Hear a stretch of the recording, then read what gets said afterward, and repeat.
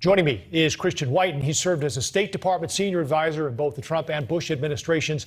Christian, considering your experience at State, what was your first thought when you heard about this?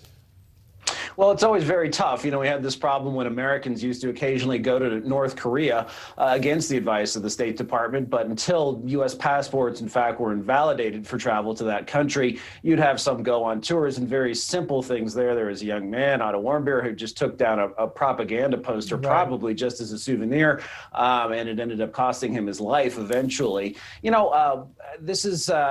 tough. We don't have great relations anyway with Myanmar, also known as Burma.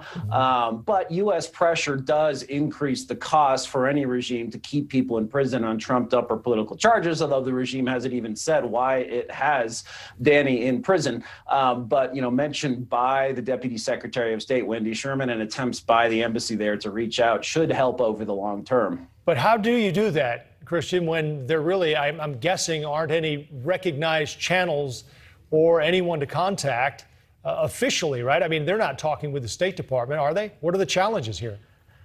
Well, the State Department does operate an embassy in Myanmar, in Burma, and, they do have contacts with the foreign ministry and with the military, and it's just a matter of chipping away. Now, of course, the U.S. government is not an NGO. We have lots of equities on the line, other political and economic matters, all of which are in crisis because of the military takeover in Burma. But nonetheless, statements of support from members of Congress, from senior U.S. Officials in the administration. These are things that a government like Burma's would recognize, even though they are a military government, even though they are at odds with us. Are you surprised that this hasn't been, at least if not resolved? We haven't heard a little bit more because Danny, I know, was detained on May 24th. There's another American journalist who's being held as well. So how have we resolved these in the past? In the past, it's usually just a matter of pressure and also the passage of some time where the government that is doing this can basically save some face itself and say that they took action.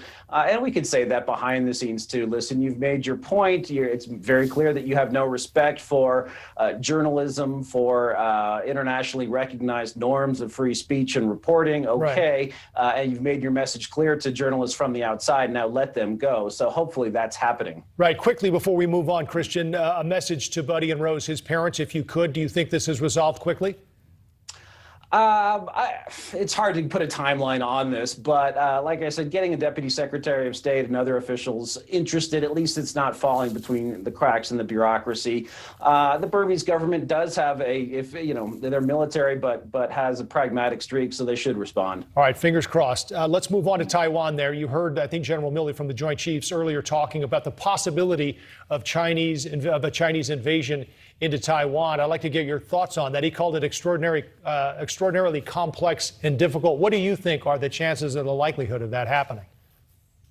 Yeah, I don't think it's extremely likely. I think it's good that the military and other experts in Washington are finally paying attention to this. I think it's misleading to say that we have the capability to stop it. We certainly have the capability to try to deter it, to shape it, to discourage it. But we have, there's been a great deal of talk about the threat from China, but there hasn't been a great deal of building up of naval and aviation capabilities in the Pacific. Also, we have no real communications with Taiwan's military because of this ridiculous sort of one China policy where we pretend Taiwan isn't a country. Flag officers, generals, and admirals cannot visit Taiwan. We don't have U.S.